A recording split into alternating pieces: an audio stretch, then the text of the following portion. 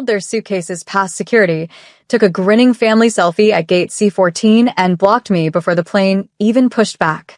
My name is Sloan Avery. And if you think you know how this ends, stay tuned. What do you call love when it deletes you in real time? I watched my calls blink from ringing to voicemail to message not delivered. The group chat, Family Trip 2025, kept pinging for everyone but me, a chorus I could no longer hear. They had a motto in the caption: "What happens on a family trip stays on a family trip." Translation: erase Sloan. Archive the evidence. Come home to the same doormat, me. I didn't chase the plane. I didn't cry into an airport bathroom sink. I didn't post a response. I opened my email. Because the truth is quiet and practical, I booked the tickets. The confirmation code sat in my inbox like quiet ammunition. The return flight time was stamped across my calendar. Their hotel folio? On my corporate account. The one I'd created to help them earn family memories on points. Funny how memory works, especially when it's itemized. At baggage claim back home, they expected habit. Me, holding a sign with our last name, the car warmed, the route home mapped, the fridge already stocked. Because that's what I do, right? I carry everyone's weight and call it love. I stitch silence into a welcome and call it peace. So I made a list, not of people, of systems. Airport pickup, utilities, subscriptions, the spare key under the planter that I pay for every month, the car insurance that lives on my card because we'll sort it later, the family LLC that doesn't really matter until tax season arrives screaming. I canceled the airport pickup under my name. I rescheduled my own life under my name. And I called someone who only speaks in documents and dates. Round trip, he asked. Just the return, I said. There's a difference between rage and precision. Rage is loud. Precision sounds like a pen clicking open. I spent the week in silent choreography. Phone calls, emails, 2 in-person appointments where the receptionist offered water and I declined because thirst teaches focus. Their plane would touch down at 6:42 p.m. on a Sunday. Arrivals would buzz. The glass doors would slide open. Everyone would be scanning for me. I won't be there. But someone will be. A man in a navy suit, holding a clipboard and a printed sign that doesn't say our last name. It says a case number. They came through arrivals in matching hoodies, sunburned and satisfied, scanning every face like I was their luggage claim. Automatic, reliable, mine to carry. The man in the navy suit didn't wave. He lifted a small white placard. Case NO. 24 CV 1187. Not our last name. A number. A boundary. He didn't drive a car. He carried a clipboard. Are you the Averys? He asked. My sister grinned. Finally, where's the SUV? He clicked his pen. You've been served. For envelopes changed hands, paper soft as fabric, edges neat and cold. A security officer drifted closer, more curious than concerned. People watched without meaning to. That's the thing about quiet consequence. It's magnetic. I arranged this from my desk with 3 phone calls and a retainer. The man who only speaks in documents and dates had a question for me last week. What's the outcome you want on paper? Accuracy, I said. Then distance. Inside the envelopes. Petition to dissolve Avery Family LLC with an accounting due in 10 business days. Demand for reimbursement totaling $19,842.63. Flights, hotel incidentals, ride shares, annual insurance premiums I'd been told to just float. Notice of revocation removing every authorized user from my cards, accounts, and digital keys, effective 6:30 p.m. Phone plan poured out confirmation for 3 lines I paid for, terminating at 6:45 p.m. Arrivals clock read 6:42. My father's laugh evaporated first. My mother's hand went to her neck like she'd misplaced a necklace. My sister, ever brave when the bill arrives late, tried a smile and reached for solutions. Okay, Sloan, she said to the air. Very funny. Just text me. She tapped her screen. The iMessage bubble held its breath, then snapped. Not delivered. She tried calling. The call failed with a soft chime and an uglier truth. SOS only bloomed in the corner of her display. My mother's phone showed it too. So did my father's. They turned to the man with the case number like he might be a concierge. He wasn't. He pointed them to page 1, the clerk's office line, the docket, the calendar. "Ma'am, you've been notified," he said gently, as if he didn't want to startle them. "Please sign to acknowledge service." They signed, each signature smaller than the last. Out on the curb, they reached for what they always reached for, me. A car I warmed, a fridge I stocked, a life I cushioned. All 3 phones blinked to SOS at once. The sky was thick with signals. Theirs had none. And that's when the sliding doors opened again. Not for me, but for a second man in a slate blazer, carrying a small metal box with a tamper seal and an inventory sheet with our address at the top. The box wasn't heavy. It was precise. Inside, every spare key they had ever borrowed, copied, or pretended was theirs. The slate blazer man read from the sheet as if it were a grocery list. 1 garage fob, 3 door duplicates, 1 gate clicker, serial ending in 37B, 1 safe key. Each item slipped into the box with a muted clink, the sound of doors closing forever. My father bristled. "You can't just take our keys." The man's reply was calm, not cruel. They were issued under Ms. Sloane Avery's ownership. The locks were recoded this afternoon. It was true. At 2:15 p.m., a locksmith changed every cylinder, logged every click, updated every passcode. I stood by the doorway watching, steady as the drill word. By 2:40 p.m., the house was mine alone in function, not just name. At the airport, my sister tried to bluff. "Fine. We'll just go home." The slate blazer man corrected her gently. "You'll need to find somewhere else. The utilities have been reassigned. The insurance policies canceled. Effective immediately." Their shock wasn't loud. It was hollow. 3 faces realizing the air they'd been breathing belonged to me. For years, I funded their comforts, under the guise of family solidarity. I thought love meant footing the bill. I thought silence was cheaper than truth. But silence compounds interest. The lawyer explained it in legalese. Every dollar is traceable.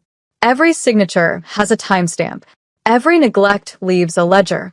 And tonight, the ledger spoke. Outside, taxis lined the curb. My family stood stranded, luggage rolling against their shins, phones blinking SOS, keys sealed away in a box they couldn't open. People passing thought it was just travel fatigue. Only I knew it was years of debt maturing in a single hour. I wasn't there to see their faces, but I didn't need to. Because at that exact moment, my phone, the only one still with service, buzzed with confirmation.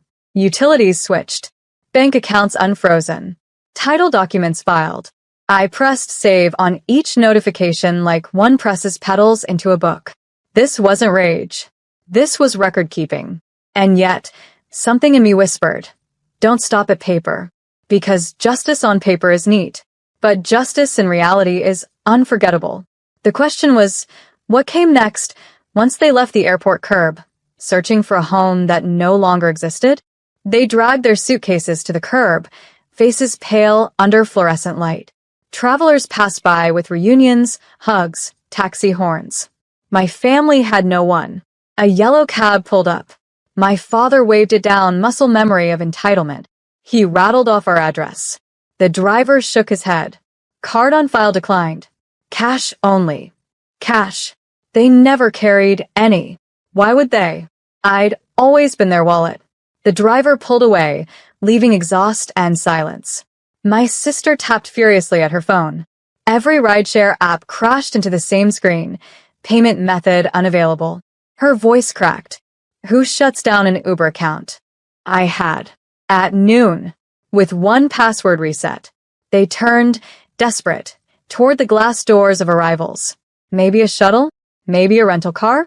But the second man in the slate blazer stopped them. He handed over the inventory notice, with one final line highlighted. All shared transportation privileges revoked. My mother's hands trembled. Sloane wouldn't do this, she whispered. But she knew. Of course she knew. Because love leaves fingerprints, and so does betrayal. Mine were all over the systems they never bothered to understand. Meanwhile, at my kitchen table, I sat with the lights dimmed. A cup of tea steamed beside me. My phone vibrated with the next wave of confirmations. Family phone plan terminated. Streaming accounts deactivated. Gym membership autodrafts canceled. Not out of cruelty. Out of clarity.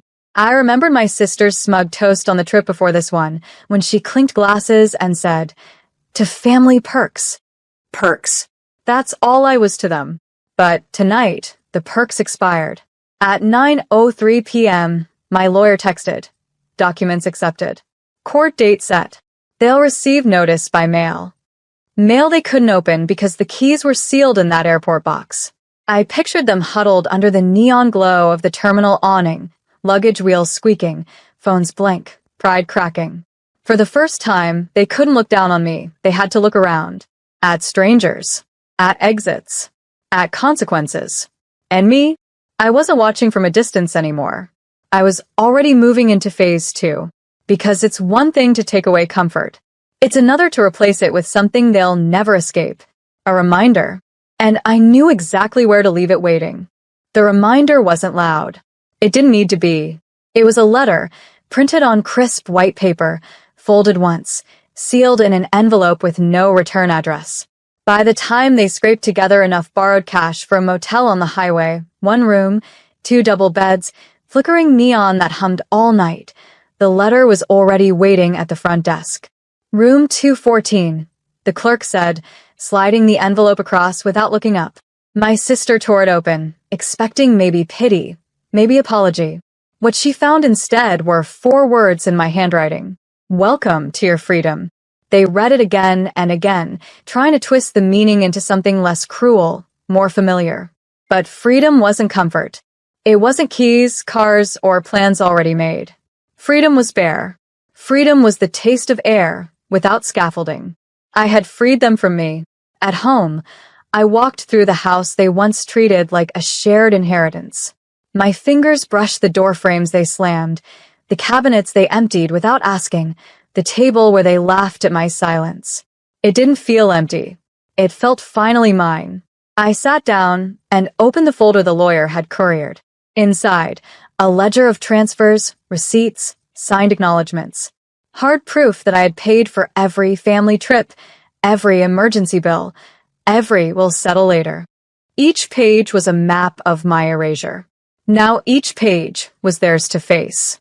Because the letter at the motel wasn't the only reminder. The real one would arrive in the morning. Certified mail, thick packets stamped in red. Deadlines, numbers, balances due. They'd have to sign at the front desk, pen shaking, just like they did at the airport.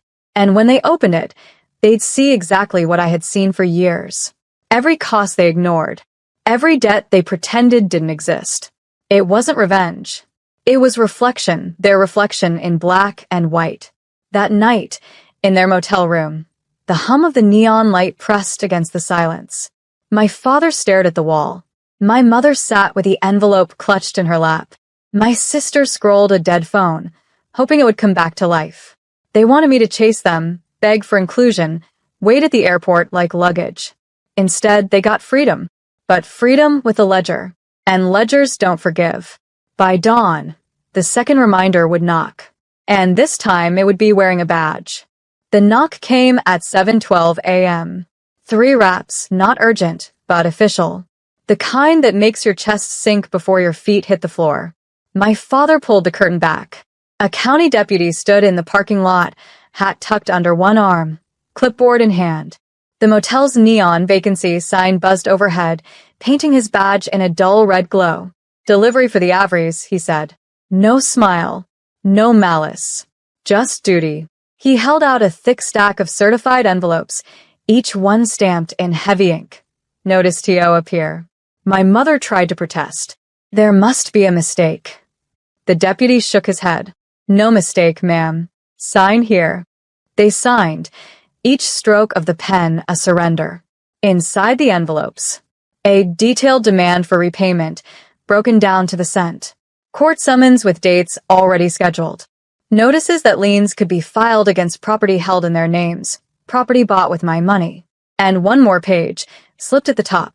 a withdrawal authorization, proving I had revoked their access to the family LLC's accounts. They were standing in a motel room they couldn't afford, staring at papers they couldn't ignore. I wasn't there. I didn't need to be. At that same hour, I was in a different building across town, the bank. I signed my name to finalize the separation of every account. The teller handed me a folder, embossed with gold, that contained documents in my name only. "You're free of co-signers," she said. Free. On the motel floor, my sister scattered papers around her like broken glass. She can't do this. She won't follow through. But the deadlines were printed in bold. The balances were real. And the system they dismissed as invisible, the system I quietly kept alive, was no longer invisible. It was merciless. My father paced, muttering about lawyers, about fairness, about how family doesn't do this. But family did. They did. And now the truth had an audience. The state, the courts, the banks. They thought betrayal was a game played on vacations and blocked phones. But betrayal leaves receipts. And I had delivered every one. Still, something in me knew this wasn't the ending. Because paper can demand. Paper can punish. But sometimes justice needs a stage. And the perfect stage was already on the calendar. One they'd circled in joy months ago. The family homecoming gala. And I had no intention of skipping it. The family homecoming gala was meant to be their stage.